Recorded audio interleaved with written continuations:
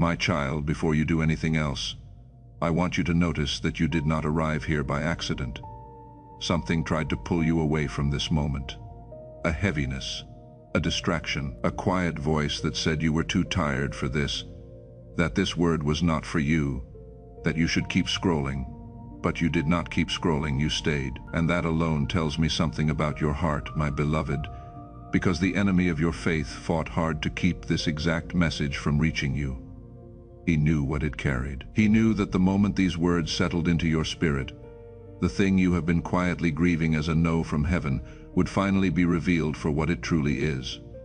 So hear me clearly. You were meant to be right here, in this stillness, listening to your Father. I want to give you one sentence today, my child, and I want it to reach the discouraged place in you that has been waiting so long you have begun to lose hope.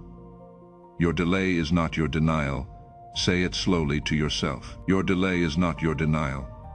The silence you have been living in, my child, is not the sound of me saying no. It is the sound of something still on its way to you, something you cannot yet see, moving toward you through a struggle you were never told about.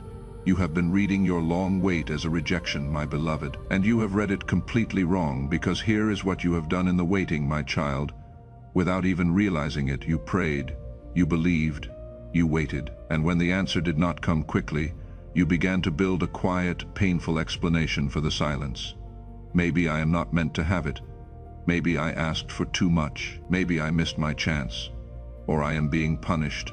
Or heaven simply passed me by for someone more worthy. And every day the answer did not arrive. That explanation grew a little heavier, until you were carrying it like a verdict. But it was never the truth, not once. The delay you took as a closed door was never a closed door at all. It was an answer already sent, fighting its way to you. I know how tired you are of waiting, my beloved. I have watched you pray the same prayer so many times that the words started to feel hollow in your own mouth. I have watched you get your hopes up, only to watch another season pass with nothing changing, until eventually you stopped letting yourself hope at all, because hoping and being disappointed hurt worse than simply expecting nothing. I have seen you quietly lower your expectations and call it being realistic, when it was really just a heart trying to protect itself from one more letdown.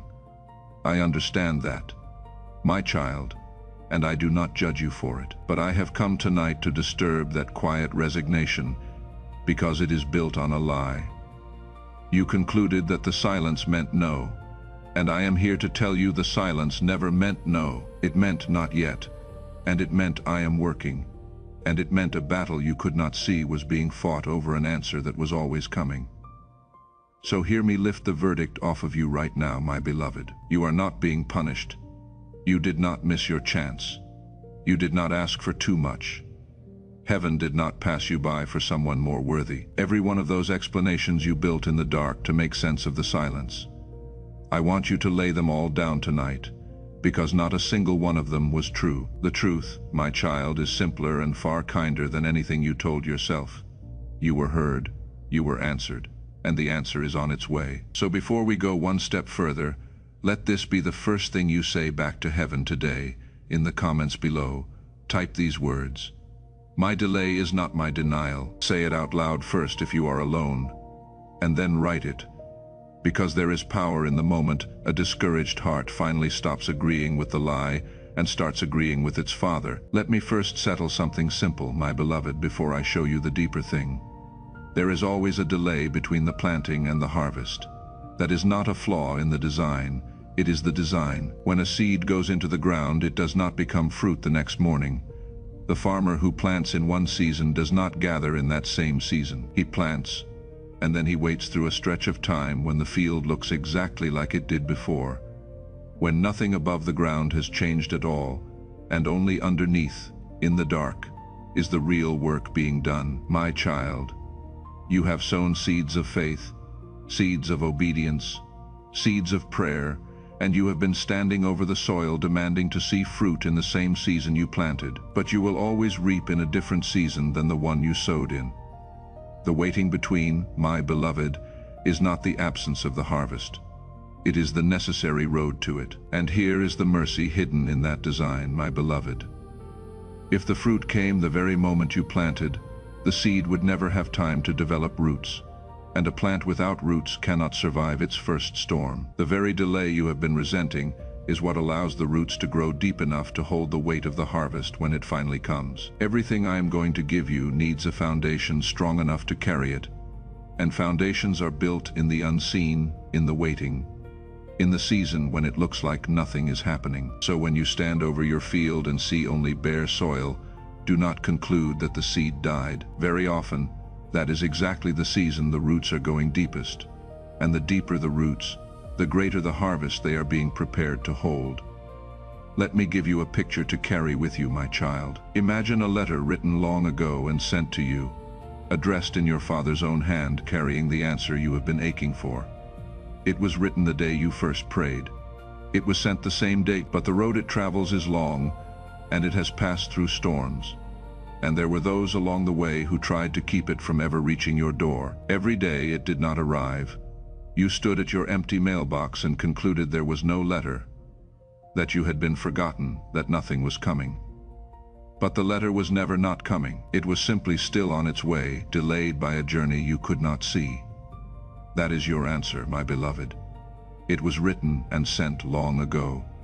And the fact that it has not yet reached your hands does not mean it is not coming. It means it is still on the road, my child, and every day brings it closer to your door. But now I want to show you something most of my children have never been told. My beloved, something that will change how you see every unanswered prayer you have ever prayed. There is a battle behind your delay that you cannot see with your eyes. When you send up a prayer, it does not vanish into an empty sky. It enters a realm you were not built to perceive. A realm where there is real conflict over whether and how and when your answer will reach you. Hear the word of your Father in Ephesians 6:12. For we wrestle not against flesh and blood, but against principalities, against powers, against the rulers of the darkness of this world, against spiritual wickedness in high places. Read that carefully, my child. The struggle you are in is not only against your circumstances. There is opposition in a realm you cannot see, and some of your delays are not heaven withholding. They are heaven contending. And I gave you one window into this, my beloved, one story in all of Scripture that pulls back the curtain so you could see what really happens behind a delayed answer. It is in the book of Daniel. Daniel had prayed, and he had humbled himself. And then he waited, and the answer did not come. For 21 days, nothing. 3 full weeks of silence, of praying into what must have felt like an empty sky, of wondering, as you have wondered, whether his words had reached heaven at all. And in those long, silent days, the discouragement surely crept in, the same discouragement that has crept into your own long waits, the quiet fear that he had been forgotten. And then, at last, a messenger from heaven arrived, and hear what the messenger said to him. In Daniel 10:12, Fear not, Daniel, for from the first day that thou didst set thine heart to understand, and to chasten thyself before thy God, thy words were heard, and I am come for thy words. Sit with the tenderness in that opening, my child. Fear not, my beloved. The very first thing the messenger of heaven said to a man who had waited 3 weeks in silence was, Do not be afraid, because heaven knew what the silence had done to him. Heaven knew he had begun to fear that the quiet meant rejection, and the first word sent to break the silence was not an explanation but a comfort. Fear not. I say the same to you tonight, my beloved, over every silent season you are enduring. Fear not. The quiet, my beloved, is not what you fear it is, my child. Do not rush past that from the first day. Not the 95th prayer, the first. The moment you first prayed, you were heard, and the answer was dispatched. The messenger goes on to explain the silence, and this is the part that will steady you for the rest of your life. He says, The prince of the kingdom of Persia withstood me 21 days, but lo, Michael, one of the chief princes, came to help me. Do you hear what he is saying, my beloved? The answer left on day 1, and then it was opposed, resisted, blocked in the unseen realm for 21 days, until one of my mighty ones broke through so the messenger could finally reach him. For 21 days it looked, from where Daniel stood, exactly like silence, exactly like a no, exactly like heaven had forgotten him. And the whole time, the answer was not delayed by my unwillingness. It was delayed by a war, and it was already on its way. So let this reframe every silent season you have ever endured, my child. The times you thought your prayers were hitting a ceiling and falling back to the ground. The seasons you were sure you had been ignored. What if it was never silence at all? What if, from the first day you prayed, you were heard, and the answer set out toward you? And what you experienced as delay was the unseen contending over your breakthrough. You were not forgotten in those seasons, my beloved. You were being fought for. And an answer that is being fought for is not an answer that has been denied. It is an answer, my child, that is on its way. The messenger goes on to explain the silence, my beloved. And this is the part that will steady you for the rest of your life. He says, in Daniel 10:13, the prince of the kingdom of Persia withstood me 21 days. But, lo, Michael, one of the chief princes, came to help me. Do you hear what he is saying, my child? The answer left on day 1, and then it was opposed, resisted, blocked in the unseen realm for 21 days, until one of my mighty ones broke through so the messenger could finally reach him. For 21 days it looked, from where Daniel stood, exactly like silence, exactly like a no, exactly like heaven had forgotten him. And the whole time, the answer was not delayed by my unwillingness. It was delayed by a war, and it was already on its way. So let this reframe every silent season you have ever endured. My beloved, the times you thought your prayers were hitting a ceiling and falling back to the ground, the seasons you were sure you had been ignored. What if it was never silence at all? What if, from the first day you prayed, you were heard, and the answer set out toward you? And what you experienced as delay was the unseen contending over your breakthrough. You were not forgotten in those seasons, my child. You were being fought for. And an answer that is being fought for is not an answer that has been denied. It is an answer that is on its way. Stay with me here, my beloved, right at this truth, because the enemy would love for you to drift away one moment before it fully lands in you. You have already come further tonight than most people would. You did not scroll past your own discouraged heart and pretend the silence had not been hurting you. You stayed, and you let a word from heaven reach the tired, waiting place you usually keep hidden. That is the kind of heart that outlasts the delay, my child. And I do not want you to leave right before you receive the very thing that will carry you through it. Let this also silence the cruelest lie the waiting has told you, my beloved. In the long silence, you began to wonder if the problem was you, if maybe your prayers were too weak, your faith too small, your past too stained for heaven to answer you the way it answers others. But look again at Daniel. His answer was not delayed because his faith failed. It was delayed by a war in a realm he had nothing to do with. The battle behind your delay is not a verdict on your worthiness, my child. It is not about whether you prayed well enough or believed hard enough. It is about a conflict in the unseen that has nothing to do with your worthiness and everything to do with the greatness of what is coming to you. So stop searching yourself for the reason the answer is slow. The slowness was never about you. It was about the size of the war. And the size of the war was about the size of the answer. And I want you to feel what that means about your own worth, my beloved. The enemy does not wage war over things that do not matter. He does not send his forces to block an answer that carries no weight. The very intensity of the battle behind your delay is a measure of how significant your breakthrough is. If your answer were small, it would have arrived unopposed. The fact that it has been contested for so long tells you that what is coming to you is worth fighting over, that heaven itself has dispatched its mighty ones to make sure it reaches you. Your long delay is not evidence that you are forgotten. It is evidence that you are carrying something the darkness is desperate to stop. So let heaven hear you agree with that, my child. In the comments below, type these words: God is fighting for my answer. Say it against every voice that told you the silence meant you had been abandoned, because your Father has just shown you that behind the quiet, heaven has been at war on your behalf. And I want you to hold this truth alongside it, my beloved, in the comments below. Type these words: my prayer was heard the very first day. Say it against every night you were sure no one was listening, because your Father has just told you plainly that you were heard from the very beginning, and the answer has been in motion ever since. I want to speak now not as a distant voice, but as the Father who has been near you the whole time.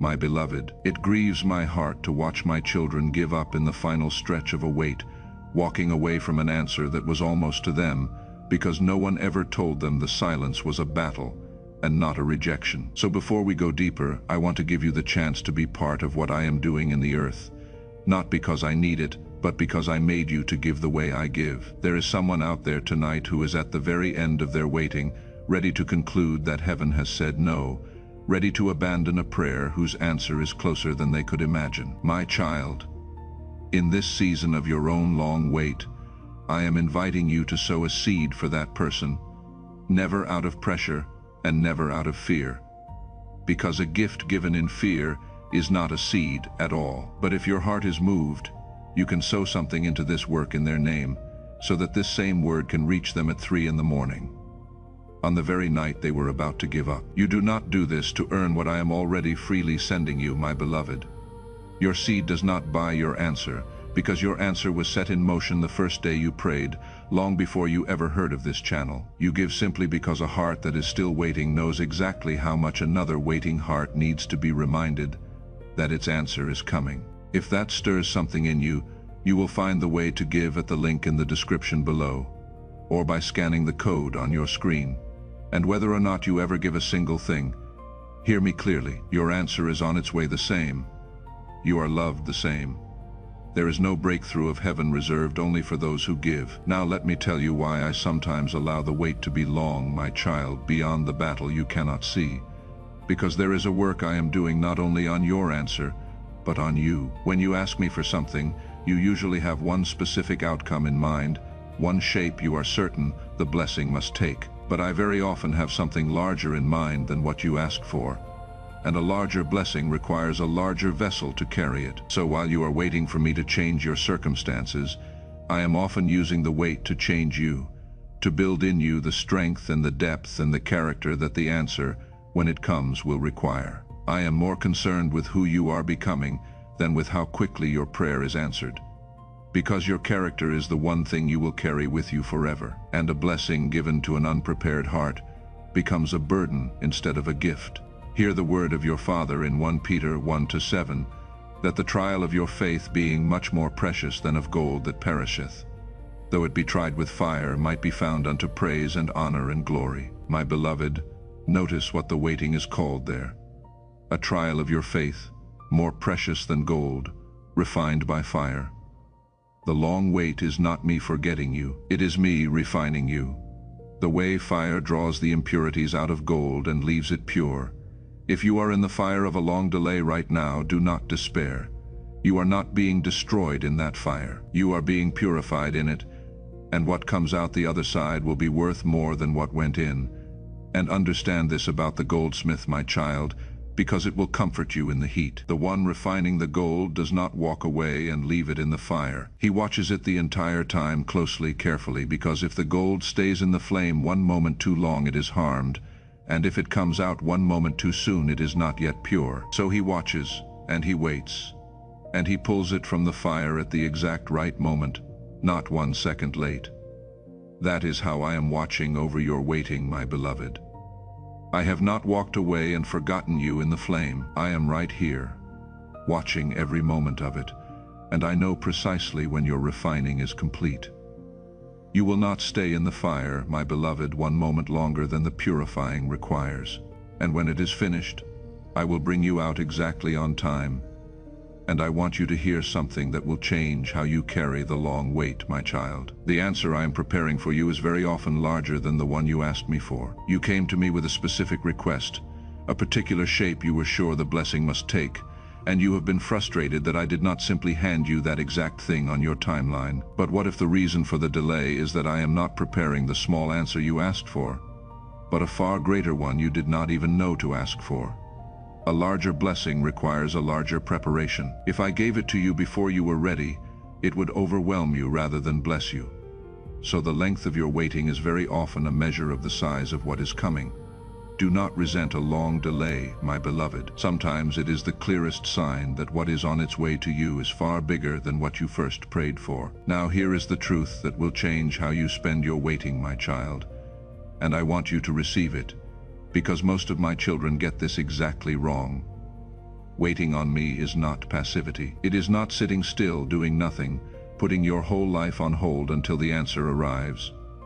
So many of my children freeze the moment they enter a season of waiting. They stop growing, stop serving, stop preparing, stop living, and they simply sit in the waiting room staring at the door, wasting the very season I meant to use.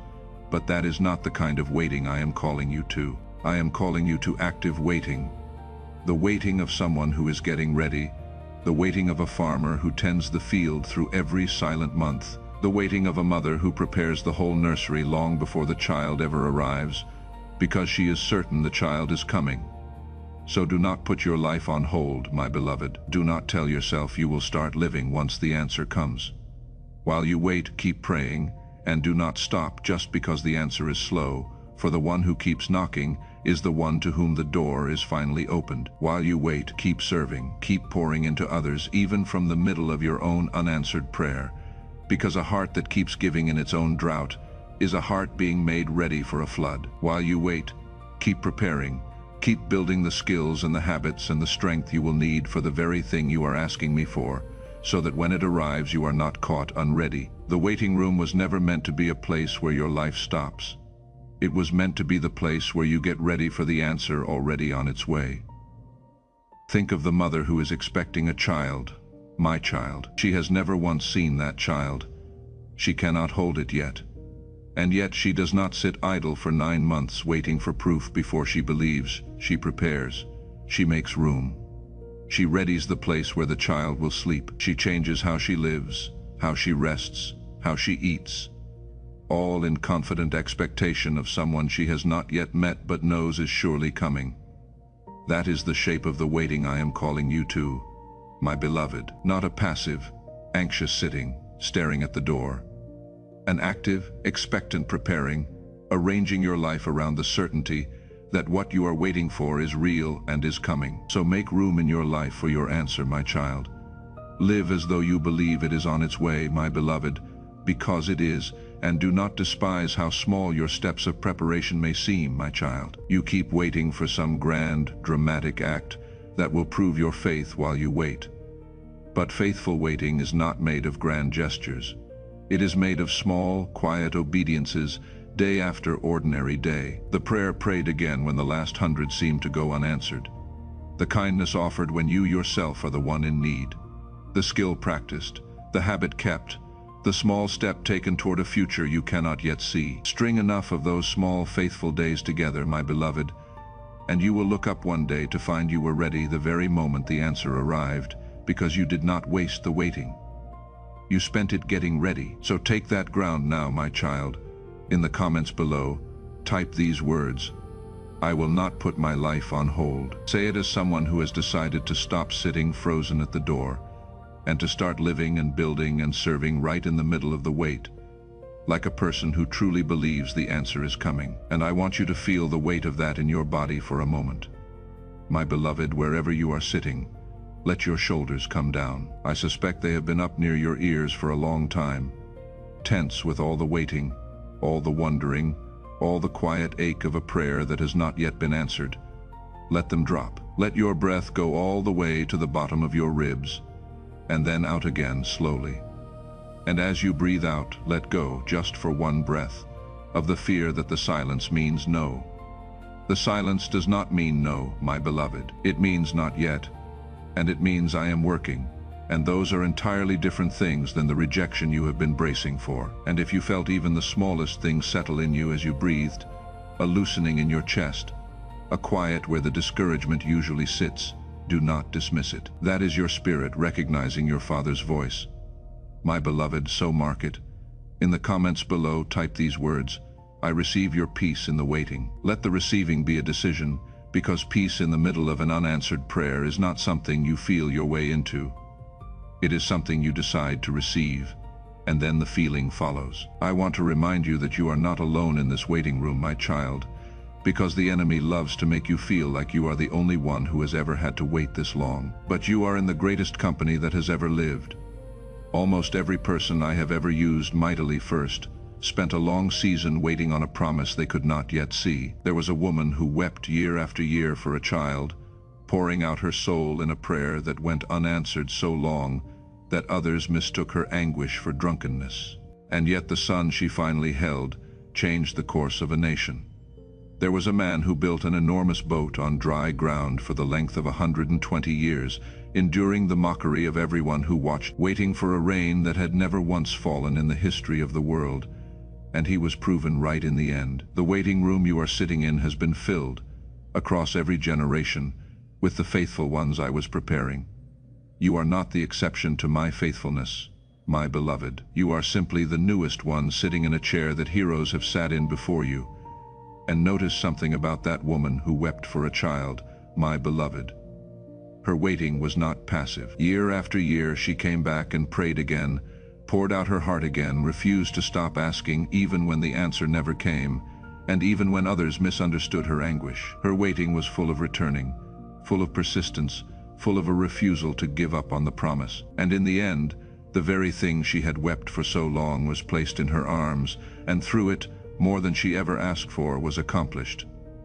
That is how the faithful wait, my child, not by giving up quietly when the answer is slow, but by coming back to their Father again and again and again until the promise finally arrives. And notice the man who built through 120 years of mockery, my beloved. Every single day he was doing something with his hands that made no sense to anyone watching, preparing for a rescue no one else believed was coming. That is what active waiting looks like when the whole world thinks you are foolish for still believing. So when the people around you cannot understand why you still hold on to a promise that has taken so long, when they shake their heads at you for not giving up, remember him. He kept building, he kept preparing, and when the day finally came, he and everything he had faithfully readied were carried safely through, while everyone who mocked his waiting was not. Your faithful waiting will be vindicated too, my child, in its own appointed time. So lift your head and claim your place among them, my beloved, in the comments below. Type these words: I am in good company in the waiting. Say it as someone who has stopped feeling singled out for punishment and started recognizing that the waiting room is where heaven has always prepared the ones it was about to use. Now, let me anchor you to the one thing that makes all of this trustworthy, my beloved. I keep my promises always, every single time. Hear the word of your Father in Numbers 23:19. God is not a man that he should lie, neither the Son of Man that he should repent. Hath he said, and shall he not do it? Or hath he spoken, and shall he not make it good? My child, read the question in that verse, and let it settle every doubt. Have I ever spoken and not made it good? People will promise you things and fail to deliver, not always because they are cruel, but because they are limited, because circumstances change, because they are not able to guarantee tomorrow. But I am not a man. I do not lie. I do not forget. I do not run out of power or change my mind about what I have spoken over you. So if I have made you a promise, the only variable is timing, never faithfulness. The promise is not in question, my child. It never was. Only the day of its arrival, my child, is still hidden from you, and that day is closer than the long wait has let you believe. I want to prepare you for something, my child, because the enemy has a specific strategy against a heart in a long wait. He cannot cancel the answer that is already on its way to you, so instead he tries to get you to quit before it arrives. He throws the dart of doubt, whispering that you never really heard from me. He throws the dart of discouragement, pointing at how long it has been. He throws the dart of comparison, showing you others who seem to have received quickly what you are still waiting for. He does all of this for one reason, my beloved. He knows that if he cannot stop your answer, his only remaining hope is to get you to walk away from the door one day before it opens. So when the darts come, do not receive them as truth. Recognize them for what they are: the desperate strategy of an enemy who has already seen your breakthrough on its way and is terrified you will stay long enough to receive it. And here is the promise I want you to hold on to when giving up feels easier than holding on, my child. Hear the word of your Father in Galatians 6-9, and let us not be weary in well-doing. For in due season we shall reap, if we faint not. Read the condition at the end of it. If we faint not, the harvest is promised. My child, the due season is coming. The only thing that can keep you from it is fainting, giving up, walking away in the final stretch. So do not faint. Now, my child, do not quit in the last mile of a race you have already run 90% of. The very fact that the waiting has been so hard and so long is often the sign that what is coming is so large, it required this much preparation to receive. Hold on, your due season is not a fantasy. It is a promise, and it is near. Think of Daniel one more time, my beloved. What if, on day 20, he had given up? What if, one day before the messenger broke through with the answer, he had concluded that heaven was silent and walked away from his prayer? The answer was already almost to him. The battle was almost won. Michael had almost cleared the way, and the tragedy would not have been that the answer was not coming. It was coming. The tragedy would have been quitting the day before it arrived. My child, that is the enemy's entire strategy against you. He cannot stop your answer, so he works only to get you to walk away in the final stretch, so close to the breakthrough that it breaks my heart to watch. Do not give him that. When you are most tempted to quit, when the waiting feels most unbearable, that is very often the sign you are closest of all. The darkness, my beloved, fights hardest right before the answer breaks through. And I want you to know that even your holding on is not something you do alone, my child. In the seasons when you have felt too weary to pray anymore, when you did not even have the words, my own spirit has been praying for you, interceding on your behalf with a groaning too deep for language, carrying your heart before my throne, even when you could not carry it yourself. So do not fear that your tired, wordless, barely holding on faith is not enough. On the days you can only manage to whisper my name, or cannot even manage that, you are still being held, still being prayed for, still being carried. The strength to hold on to the end was never meant to be yours alone. It is mine, given to you, renewed every morning for exactly this waiting. So draw the line right now, my child, in the comments below. Type these words: I will not faint before my harvest. Say it as someone who has decided that after all this waiting, they will not be the one who quits one step from the answer. Let me show you what is waiting on the other side of this, my beloved. Because you have been in the silence so long, you may have forgotten what the answer feels like. Picture a day, not far from now, something you had almost stopped praying for. Something you had quietly filed away as a no simply arrives. Not with the drama you imagined, but real and undeniable and unmistakably from my hand. And in that moment you will understand every silent day you endured. You will see that the delay was never rejection. You will see that from the very first prayer you were heard, that the answer had been in motion the entire time, that the long wait was the battle, and the refining and the preparing. All of it working toward this exact arrival. And you will be so grateful, my child, that you did not give up in the waiting room, that you held on through the silence, that you stayed until the answer that was always coming finally came. That is not a fantasy. That is the day your long faithfulness is walking you toward right now. Let your body rest in that for a moment. My beloved, the way a tired child finally rests when they are told the thing they feared is not true after all. You can stop carrying the verdict you handed yourself. The silence was never a no.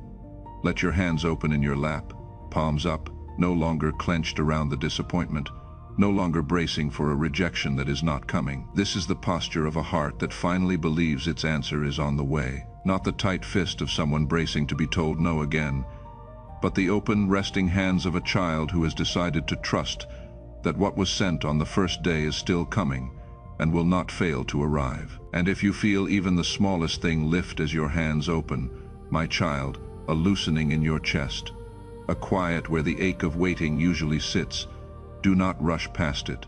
That is not nothing. That is the weight of a verdict you were never meant to carry finally beginning to roll off of you. And it is your spirit recognizing that its Father has spoken the truth. Some of you have carried the belief that heaven said no for so many years, that you had stopped feeling how heavy it was. Let it lift now, my beloved. Let the possibility that your answer is still coming breathe a little hope back into a place that went numb a long time ago. And do not be afraid, my child, that this hope will only set you up to be disappointed again. I know that is the fear underneath your reluctance to believe. You have hoped before and been let down, and some part of you decided it was safer never to hope again than to risk that pain one more time. But hear me, the hope I am stirring in you tonight is not the fragile, wishful hope that hangs on a particular outcome by a particular date. It is a deeper hope, anchored not in your timeline but in my character, in the God who was heard on the first day and does not lose the wars fought over the ones he loves. That kind of hope cannot be put to shame because it does not rest on your ability to see how or when. It rests on the one who has never once failed to keep what he promised. So you can afford to hope again, my beloved. This hope is anchored in something that will not move. So carry this without despair, my child.